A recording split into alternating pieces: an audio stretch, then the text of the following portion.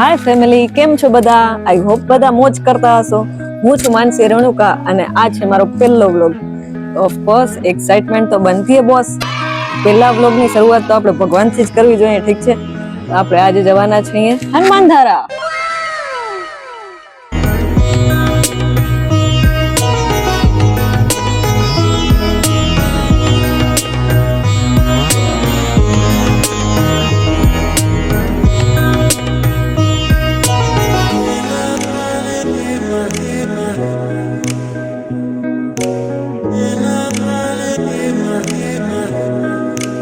Believe me, આ રસ્તો પોતે જ એક મિની ટ્રીપ છે સાચે.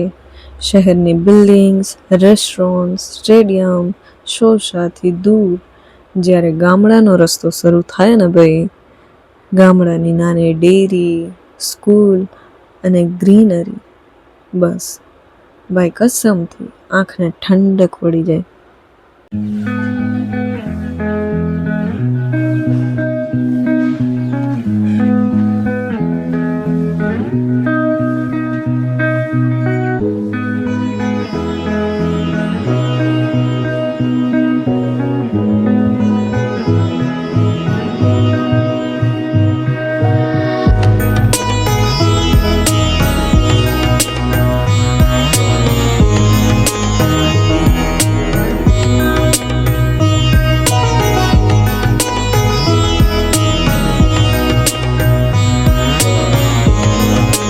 તો ફાઇનલી પહોંચ્યા હનુમાનધારા. પહોંચતા વેત જ ગૌ માતાના દર્શન થયા.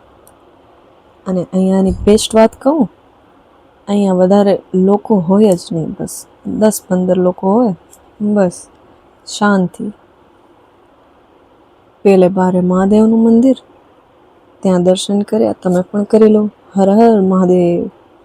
બહારથી વ્યૂ કંઈક આવો છે અને અંદર જતા બજરંગબલી. જય બજરંગબલી. અને બાજુમાં ગણપતિ બાપા.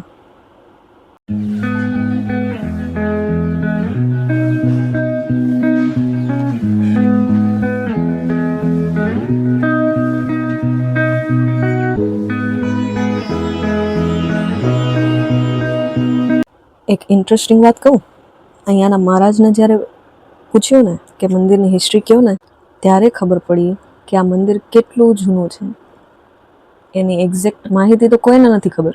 કેટલાક લોકો એમ કહે છે કે 200-300 વર્ષ જૂનું હશે, પણ કેમ કે આ સ્વયંભૂ પ્રગટ થયેલી મૂર્તિ છે તો એની હિસ્ટ્રી થોડી મિસ્ટીરિયસ છે.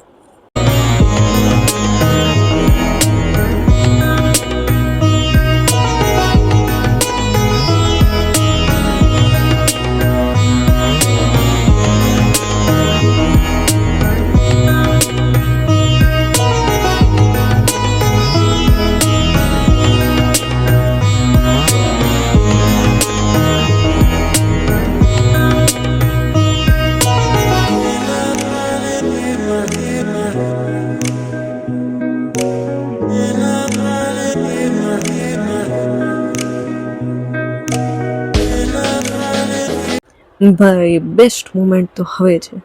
મંદિરની પાછળ ગયા ને, શું નજારો છે ભાઈ, થોડી વાર તો જોતા જ રહી જાવ એવો. Beautiful sunset. પછી આપણાથી રહેવાય, બસ ફોટોશૂટ હાલ્યું થોડી વાર તો ન કહેવાય, આમ અડધી કલાક હાલ્યું, પણ સનસેટ ટાઈમ બેસ્ટ છે અહીંયા આવવા માટે.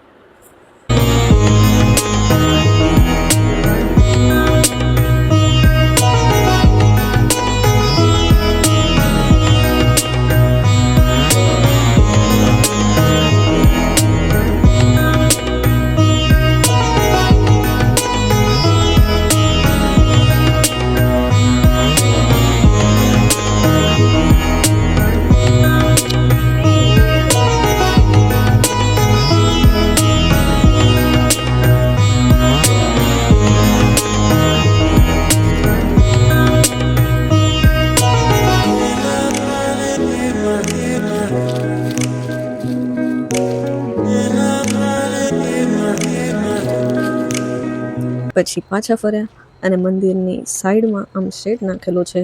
તો ભાઈ આપણે રહ્યા તો ગુજરાતી, એટલે નાસ્તા પાણી તો ભેગા જ હોય, અને આવા વ્યૂ સાથે જો નાસ્તો મળે તો કોણ મૂકે. અને મારી ઢીંગલી ભાઈ એને તો મજા પડી ગઈ. થોડી વાર થાય તો રેતીમાં રમે, થોડી વાર થાય તો કાંકરા ઉપાડે, અને થોડી વાર થાય તો ગોળ ગોળ ફર્યા રાખે, અને પછી કરી પેટ પૂજા.